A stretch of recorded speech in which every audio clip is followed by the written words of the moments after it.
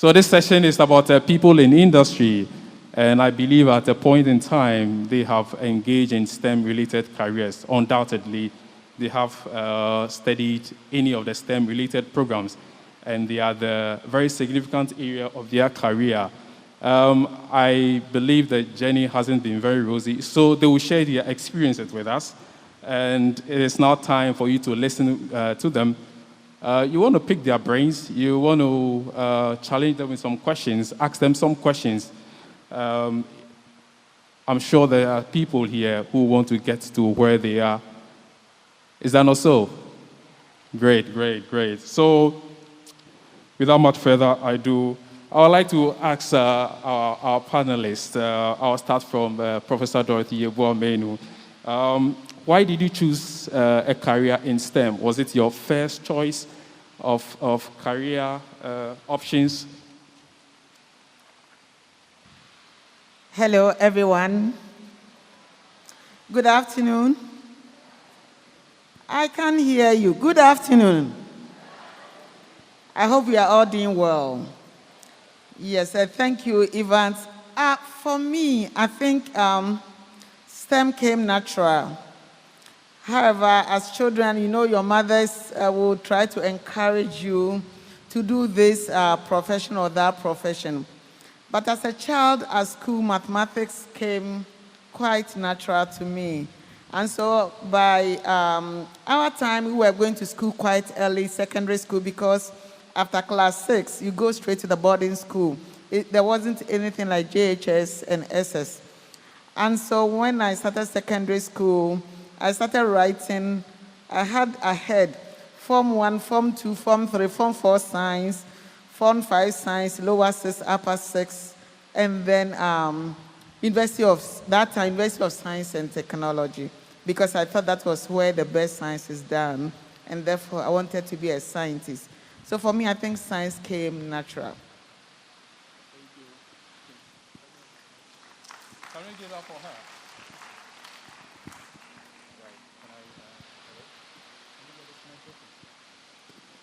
Hello? Hello. Right. Thank you very much, Professor Yeboah-Manu, for the submission. So science came to her naturally. Is that the same for you, Mr. Bertrand? Did it come to you naturally? Well, it depends on when we say naturally. Is it something that I liked originally, or? Yes. Was it something that you didn't think twice about? Okay, so for myself, I'm in the financial industry, which of course is a very mathematics-based industry. Mm-hmm. So for myself, I had a love for accounting, for instance, when I was studying. So the thing I liked about it was I was like, if you do everything right and you are able to balance a book, for instance, it's one of the best feelings. And it's something that I just gravitated to and kind of led me into the business and financial world and to where I am today. Yes. Thank you very much. I'm sure it doesn't differ from Prof. Kodua. Right, mine is quite complex because I have a very complex background in that it was very difficult for me to know what to do. It was also very difficult for my parents because I was that type that, let me put it this way, I could literally handle anything. So it was very difficult to say I'm mathematically or scientifically inclined or I should get more into the humanities and all that. And my dad's principle was that I think I borrowed a lot from him. There was nothing like maths, English, literature. My dad's worldview was that there are problems to be solved. And that problem to be solved require different disciplines. So it is not enough to be knowledgeable even in maths and do not understand sociology and all that. So that is the upbringing I had. And I've been a child always in the church.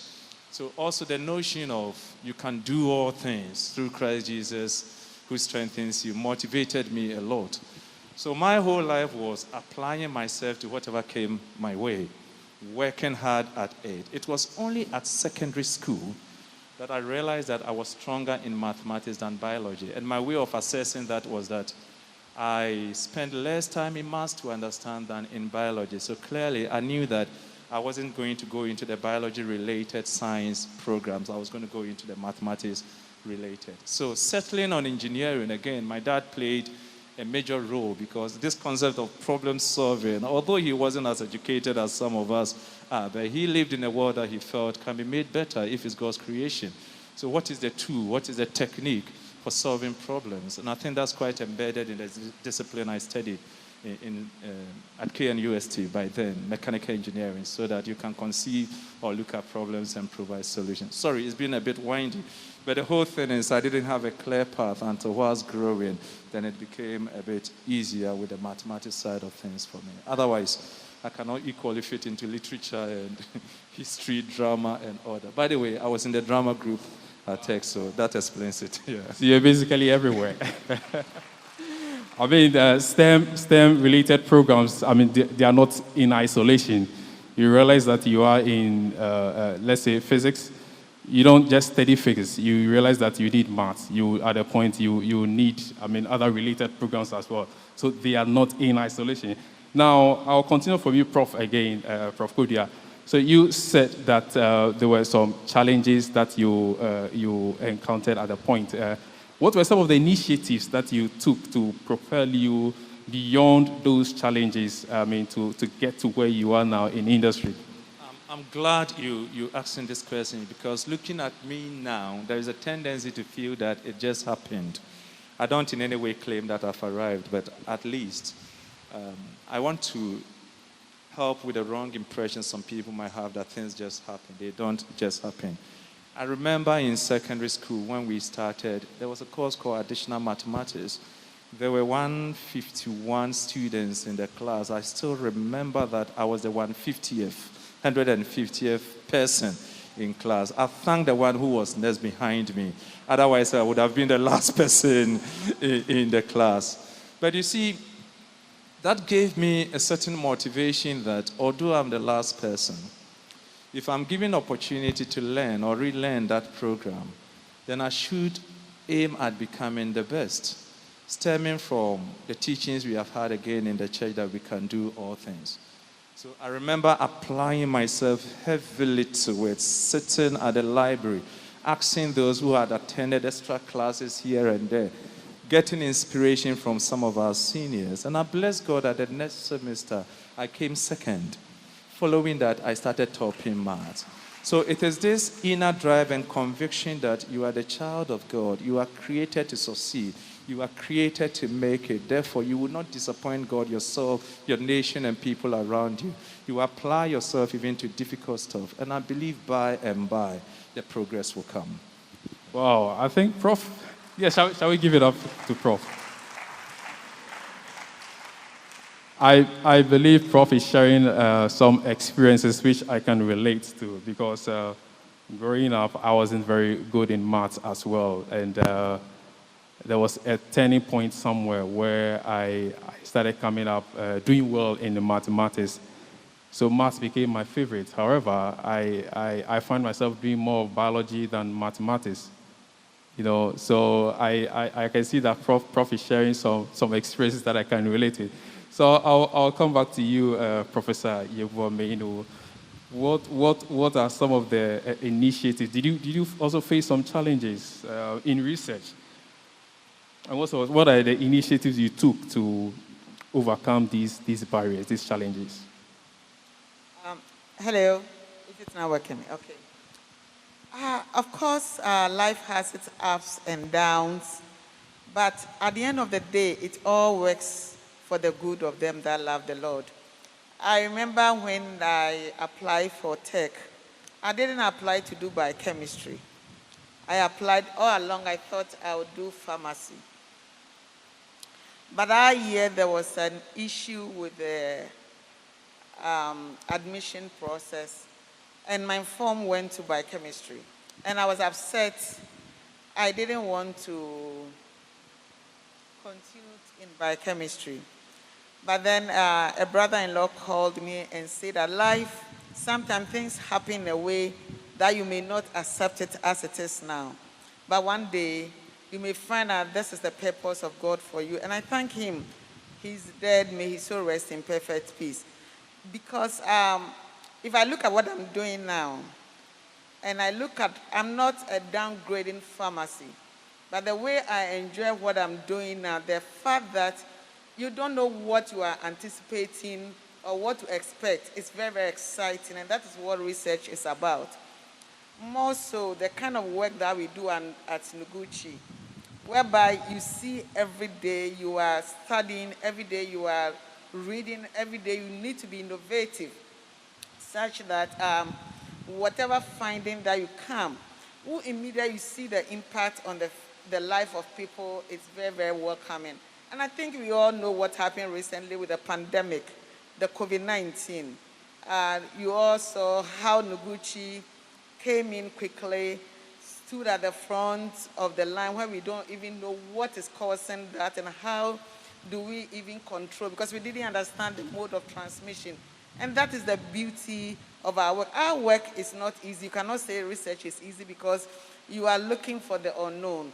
But one thing that I know is that once you take your time, once you become steady, and of course, in all things, you need grace to be abundant.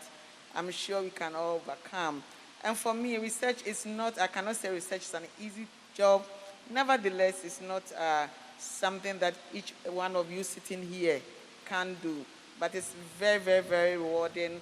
It is not monotonous. Every day there's something new that you are looking at. And for me, that makes it exciting because you don't know what you are going to see tomorrow.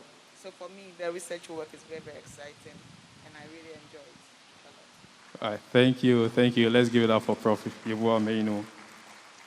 You know, as Prof was speaking, she talked about diagnostics, the need to detect this virus in real time and within a short frame, in short frame of time. Now, I'm sure most of you will be aware that even if you want to travel somewhere, you need to have your COVID-19 testing. And to get this test, you need to churn out the results in quick time. What happens if you are told that, your results will be ready in 7 days or 14 days? See, these are the areas that STEM play a very significant role, that you are able to do your test and get a 24-hour result, or even get it even in lesser time than that. So Noguchi, as our Prof has mentioned, has been at the forefront of this and spearheading research into diseases of public health importance. So yes, we can't overemphasize that enough. STEM is really an area that we need to promote, and we need to encourage people to dive into and to learn more about STEM. I will come to you, Mr. Bertrand Jandoh. Now, you're with EcoBank. Somebody may ask, what has banking got to do with STEM? Okay, so from the obvious, when we talk about STEM, there is science, technology, engineering, and mathematics. So with the bank, we are dealing a lot with numbers in terms of analyzing. Let's say a customer comes to us for a facility or a loan. We have to look at what their turnover is if they're a business. We look at what we call loan to value, or there's various figures that we look at in terms of if the customer has enough liquidity and so on and so on. So there's a lot of math involved in the banking sector. However, so I just want to be clear that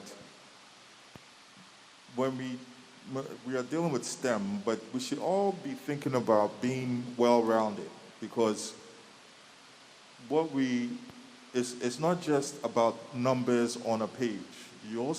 There are individuals behind those numbers, or a company behind those numbers. So you need to be able to take a look back, not just the numbers, look at who the person is or what the company is, why they need the money, and is their story feasible in terms of for the money to come back? Because obviously we are loaning you the money. So yes, STEM is important in terms of the mathematics aspect, but you also need real life problem solving and communication skills to be able to analyze when you are dealing with customers and companies as well. All right, thank you. Thank you very much, Mr. Jandoh. You know, as Mr. Jandoh said, you have to be all round. See, you have to be all round. I was having a chat. Or let me put this question to my audience. Does a footballer needs knowledge in STEM? Yes, no? Let me see by hands up those who think yes. Yes. Well, footballers are paid almost, in Europe, they take about 100,000 pounds per week. That's a lot of money. And you don't keep that money in your house. You keep the money in the bank. You need to negotiate with the bank. You need to have a relationship with the bank. And if you don't have financial knowledge, if you don't have mathematical knowledge, how are you able to interact with the bank in this way? So which area that you find, whatever area you find yourself in, definitely you need STEM. You would encounter STEM at a point in time. I'll go to Professor Kodua. Now, we have been seeing, you are in the field of, you are in a STEM-related career. Do you think there is a gap between the academia and the industry?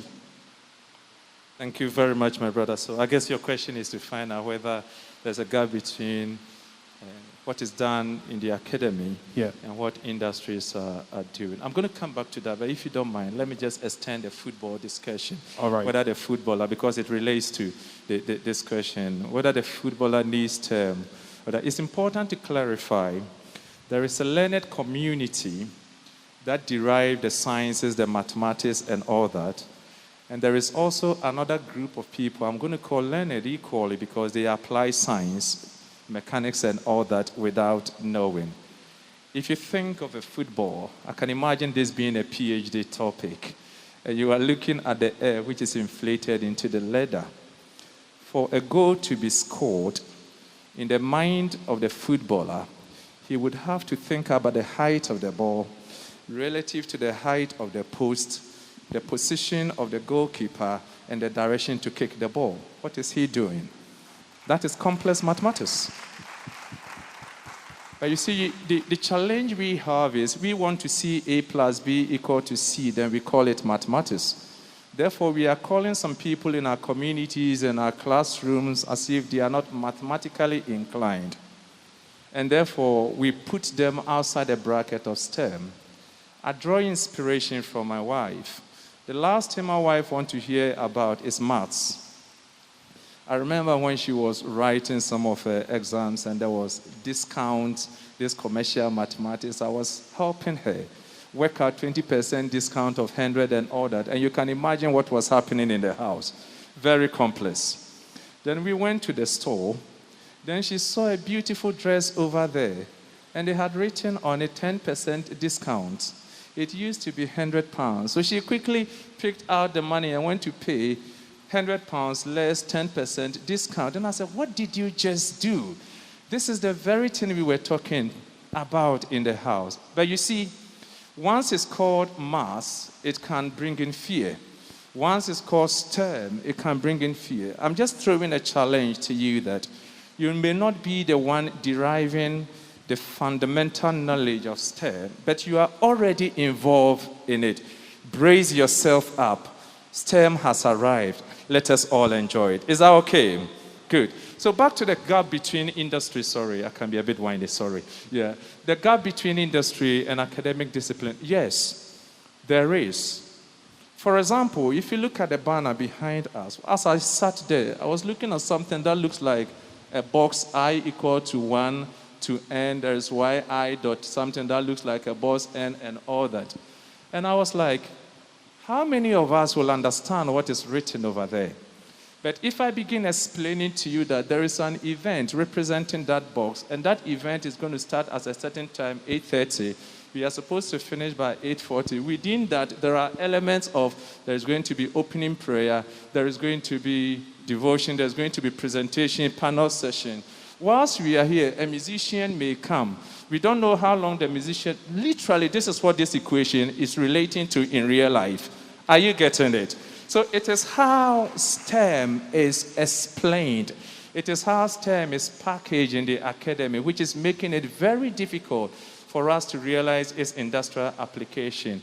I'm a strong believer that once we start working out how STEM is presented in our classrooms, the industrial gap will be closed. I'm sorry if I've gone overboard. That's all right. Thank you very much, Prof. You made a very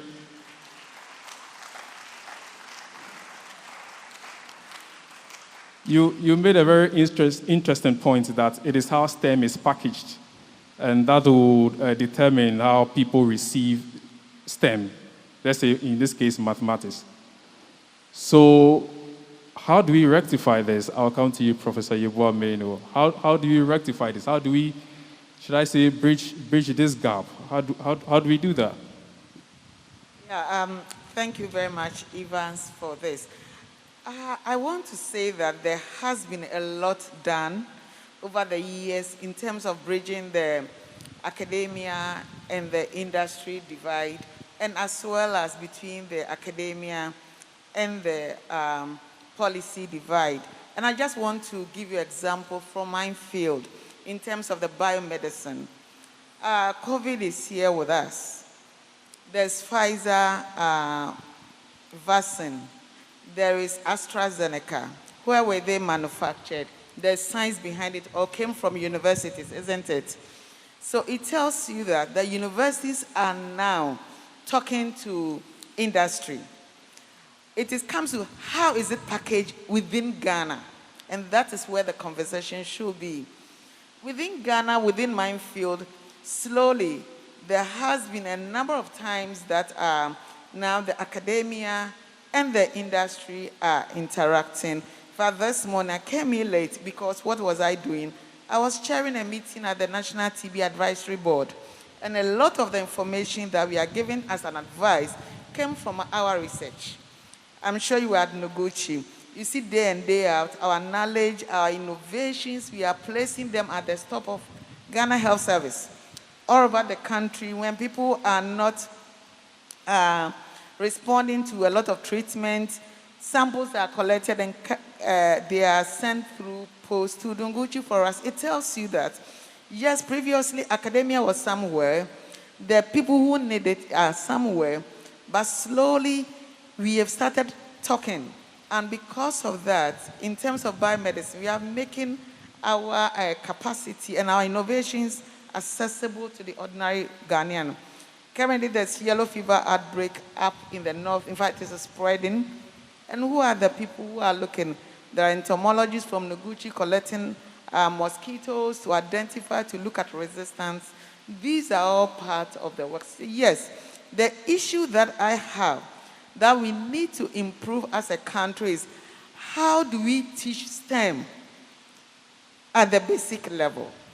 Because there's a child in a village somewhere. Then we are teaching STEM so abstract.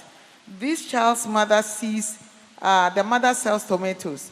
How do we bring the STEM, the mathematics, to the level of the child of the tomato seller, so that the child will know that because some of the children are very smart. I met an English lady whilst I was doing PhD in Switzerland. She told me what surprises her is that in Ghana, you meet girls who have never been to classroom, but they can sell on the market, give you all the change that you need to know. It tells you that basically we have some STEM within us. And so what it is that how our primary school books are designed such that the child can sort of purge the everyday life, reconcile the everyday life with the STEM, how it is taught. And I want to also add something to what my brother here said about it. For example, in medicine, being all round. You may have all the innovations, but it takes people to accept the innovations that you have. I'm sure currently the government is battling with people even accepting the vaccine, isn't it? The vaccine is there. How do we package the vaccine? Educate the people to accept, and that is where STEM is not only mathematics, engineering, but there is something called what? Social science. So if you come to Noguchi, there's a very important department that are dealing with how do we educate the community to accept our innovations. And so that's another field that when we are talking about STEM, let us look at the human aspect of STEM. Thank you. Thank you, Prof. Yeboah-Manu. So, Prof. Yeboah-Manu talk about public education. Okay, we need to emphasize on that. Try to get the information out there in its simplicity. Now, I'm coming to you, Mr. Jandoh. Yes. So, should we then? Is it possible for us to have people in industry coming to our education to present what they are doing in industry in its simplicity? Of course. I mean, I was actually going to follow up the good professor's talk there. So, in fact, we talk STEM, but there's little, we don't talk much about application in real industry. And when we are teaching, our children and our youth, okay? The application is everything, okay? And the other thing too is if you have someone in a small town or a village who has never been exposed to industry, there's a disconnect between what is being taught in class and then what they can use to apply in industry. So yes, in fact, what I'm hoping would happen is forums such as this one are very good, where industry people will come and talk to the youth about how to apply STEM subjects to specific industries. But we can also look at the secondary level, industry leaders being invited to come and talk to the students about what they do and about the various aspects of what they do, not just the technical issues, but things that will perk the interest of the youth. And at the tertiary level, we can look at having the students actually take, as part of their curriculum, take like a semester or two at an industry where they would have to, it's part of their curriculum, learn what goes on, understand the various aspects of what they need to know or how to apply what they are learning to industry, so that you have real, practical use of your understanding of why you are studying it. And then you, as a youth or a student, can formulate in your mind how you can apply what you are doing to the industry. So I think, yes, it's something that we should and can do. Yeah. Thank you very much, Mr. Jandoh. Now, in the previous panel discussion that we had, someone asked a very interesting question. Let me paint it in the same question, but in another way. This was a conversation that I had with someone who was lamenting, actually, say that, I study calculus, I study elective maths, I study all these things. And when I get a job, all that I apply is Microsoft Excel. So where does the calculus leads me? You see, that's a very interesting question that the guy was posing to me. So that brings me to something that Mr. Jandoh said, the curriculum. Is there any curricular activities, okay, that we can share with our teens that they can actually stimulate their study of STEM-related programs? I'll come to you, Professor Kodua. Thank you very much. I share the same view as my colleagues. We need to get practitioners back to the classroom to help what is taught over there, in that if you have a practitioner involved in what is being taught in the classroom, the person is able to share experience. So what would have taken, say, a month or a year to learn in a textbook, because it's a practitioner showing you directly what is done over there, you are likely to catch it easily. The thing about calculus and all those sort of things and its application, you see, what learning does to the brain is to help it to understand life.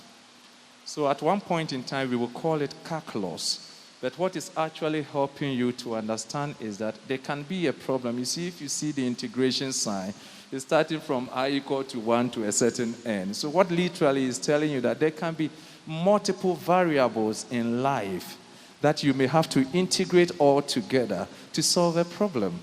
So in actual fact, the brain is not seeing anything as calculus. That is why even if you are not applying what you have learned in uni or in your I'm not too worried, because what you have done is actually you have developed your brain and you are useful and doing better in what you are doing because of the application. But again, if we bring in industrialist practitioners, then they will be able to relate the theory more clearly to what is being expected. Elsewhere, I'm aware that if there is a program, half of it is likely to be taught by industrialists. And in fact, the academic in the lecture hall is only facilitating industrialists and practitioners who are coming to show what is being done. I'm sure if we have that in our style of teaching, it's going to help address this particular problem. Thank you. All right, thank you, Professor Kodua. Prof. Yeboah-Manu, do you have any addition to this? I think one of the, I've had a look at the Cambridge textbooks, and I've compared them to our BEC, JHS textbooks and our WASI textbooks. You could see that everything is about being able to memorize whatever you've been taught and give. But if you look at the Cambridge textbooks, there's so much of case studies. So for example, a child learning geography, there's a lot about giving you real life scenarios and asking you to explain, which we don't normally have in our textbooks. It is more cramming. It is more ability to reproduce what your teacher has given to you. And that method of teaching that I think we need to, when the JHS, if you look at the thinking of the JHS, I thought we would face out such things. But it's still the same of cramming, chewing, poor, and most of the questions, if you look at it, has nothing to do with real life application. And so that is where we have to move away from, whereby we sort of link whatever we are doing in the classroom with real life stories. A child is in a chemistry. They are even given questions about cooking. What happens when you cook food? This is real chemistry, isn't it? But you hardly see a question talking about cooking. We drink Coke. There's so much about it in chemistry. Neither would there be a question like that. And so these are some of the issues that we need to sort of making our classroom teaching so that the child, even in nursery, the child in class 1, the child in JHS 1, WASI, can link whatever he or she is doing with everyday life. And that makes science, the study of science, more practical, more realistic, and more valuable. Because whatever, even at the university, sometimes I remember some of the things that I learned at university. They were so abstract until I came to Noguchi. Then I saw some of the equipment. Then I started using them. So in fact, this year, one of my national service came to me and said, Prof, can we make a video of some of these equipment and put it on YouTube? Because when I was at Tech, I saw the column, the chromatographic column, as something very huge. Then I came to Noguchi and I saw something very thin. Can we make a video of this and just put it on YouTube so that students, even if they don't have the equipment, they can see? This is what is missing in our education, practicality of everything that we are doing. Everything's so abstract. Yes. Thank you. A lot of students learn by observing. You see, when a thing is in a textbook, it becomes difficult to understand. So by observing, by seeing, they actually understand exactly what they are being taught in the classroom. That was my story as well. I came to Noguchi on an internship, and everything came to understanding of, what I've been studying in the classroom, all the theory that I've been studying. It became very real to me now because I've seen them in the lab, and I've played with them. I can now understand the principle. So as, Prof Yeboah-Manu said, and Prof Kodua also said, Mr. Jandoh also said, we need the practicality of this, and this is what people in industry is all about. We have to adopt this in our curriculum. Now, this is my last question to all my panelists, because time is not our friend at this moment. Is there any advice you have for our listeners here today who want to go into STEM, who are thinking about going into STEM? Any advice to give to them? I'll start from Prof. Yeboah-Manu. What I would say is that for me, STEM is very interesting. It requires you to be meticulous. It requires you to work hard. Nevertheless, the results of your years of hard work is very, very rewarding. And so I will encourage all my young ones who are here, who have started their STEM education, to focus on what they are doing. For me, one of my words is, it must be done well. And so I wish all of you well, that you take your studies very seriously, look at every opportunity, and be observant, and I'm sure you are going to be very, very, very successful scientists. Thank you. Yes, Mr. Jandoh. Okay, for myself, my advice would be for everyone to be sure to ask questions, okay? Be curious about everything that you are learning. Don't be shy when you're in a classroom. If you don't understand something, ask, okay? We need to learn to think critically, and this is overused word, but out of the box sometimes, okay? So even if you are in a chew and pour system, take yourself out and then ask yourself questions. These days, there's a lot of research that we can all do on our own. We all hold devices in our hands.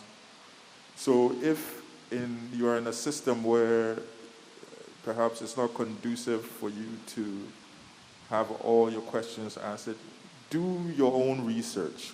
Learn beyond what is being taught in the classroom. So that's my advice. All right, thank you very much, Prof. Thank you very much. My advice will be based on an inspiration I drew from a colleague when I once visited him at Oxford University in the UK. I was asking him about products of Oxford and where they find themselves eventually after graduation. Then he told me something very surprising.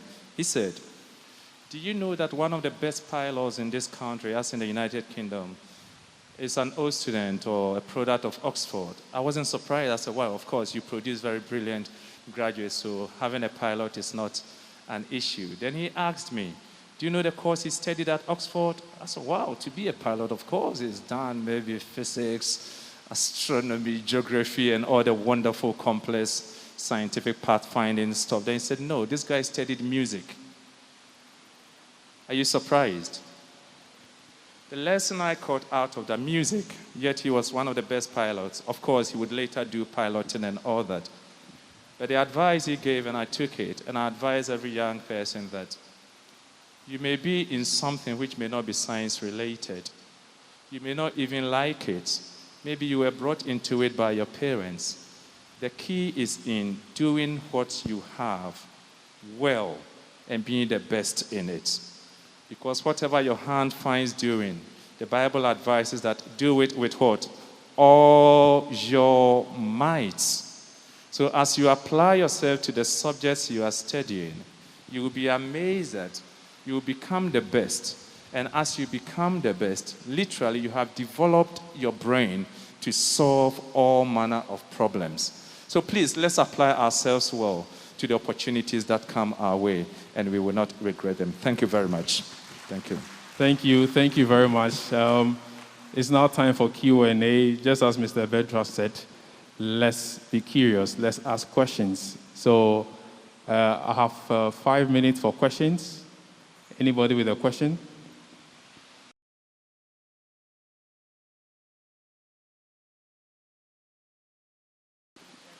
Thank you. Can I please say something? One of the things that I don't know, and I don't want to say it with fact, but I know very well that for you to go forward, you need to accept where you are, learn from things, the basic things around you, use that as a leverage to move forward. One of the things that I was so impressed for working at Noguchi, I've had the opportunity to go to Japan quite a number of times. If you go to Japan, you'll be amazed at the technology. With all that technology, they haven't thrown a single thing of their basic life. The Japanese still use their green tea, that is the very bitter. They still do the way they sit, their basic things. They've learned through what their grandfathers were doing, and they've gotten better understanding of what is good around that and use that as a leverage to do more things. One of the things that is missing in our part is that everything that our grandfathers said, it's like we've made it as if it is antique. It is old knowledge. I once was talking to an ecologist, and the one was lamenting about our ecosystem, how we are degrading the environment. And I said, you know something, when I was a child, I visited my grandmother. In the village, they have what they called game reserves that they've labeled it Norma. And they had shrouded in a lot of secrecy. Scientists didn't even take time to understand why our ancestors were doing that. And they thought that these are all old knowledge, and we've now degraded and destroyed our environment. And of course, that is history. You know what the implications of this environmental degradation, now not having good water, a lot of infectious diseases that we are suffering out of the environmental degradation. So I think one of our issues is that we didn't accept who we were. Because knowing where you are determines where you go tomorrow. So I think that was one of our issues.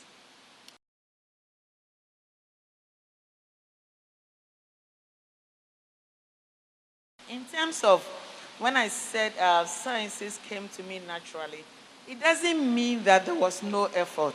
There were a lot of effort. A lot, and I mean a lot of efforts. Some of us went to May school. Our time, almost all the ladies wanted to do art, the humanities subjects. And I remember the 4 science were just 3 girls. And the boys were roughing, making life unbearable for us. I remember I was, not with all humility, I was very good in the class. And sometimes even they teased me that I was a witch. And if you are not it takes the grace at that time, the way the boys were making life unbearable. Recently, I went to my old school and we all met, and they were all teasing me. Hey, your Itron, you didn't even mind that. So what I would tell my young ladies that this will know who you are. Don't get frustrated because people think that you are different. Accept that this is me. Because God gave you something to do to his glory. And don't let those around you deter you. But in all this, I would say I had a very loving mother who made me for who I am. And that was something very important for me.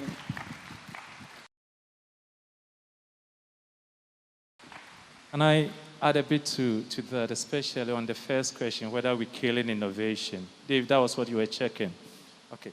Just a few points in addition to what Prof has said. It's important to recognize that life existed before science. Let me clarify that. Again, technology existed before science. I know I'm opening some cans of worms, but the reality is the old blacksmith in the village who was producing tools was doing his work before we had manufacturing science to understand the effect of hot rolling, forging, and all those things that we'll be teaching in the classroom. Healing existed before medical science. Do you get it? This is what Prof was getting to. Life existed before the knowledge to explain how life goes came. And that knowledge is what is described in the context modern day STEM. So any nation, any group of people who undermine the basic components of life and rather look for the external to now provide life will be failing. What that means is that in as much as current thinking is making us feel that we start from math, science, engineering, and all that before we do. In actual fact, traditional life was doing. Then out of observing what was being done, we formulated the sciences and the maths out of it. Do you get the difference? This is why I strongly believe that we must keep the two parallels together, as in, there are a group of people who will observe, formulate the maths, the science, and all that. And there are doers also. Let's bring the doers also back to the classroom to show us what they are doing. Let those who observe also formulate the sciences, because you need both, because it wouldn't be long, then the doers will lack innovation to continue if you have not laid down the necessary foundational science, because you need a foundational science to build up. So if we have a system encouraging both practices, as in the theoretical and also the practice, we will be building for ourselves an economy which is robust. We will be building for ourselves an educational system that nobody can overcome us.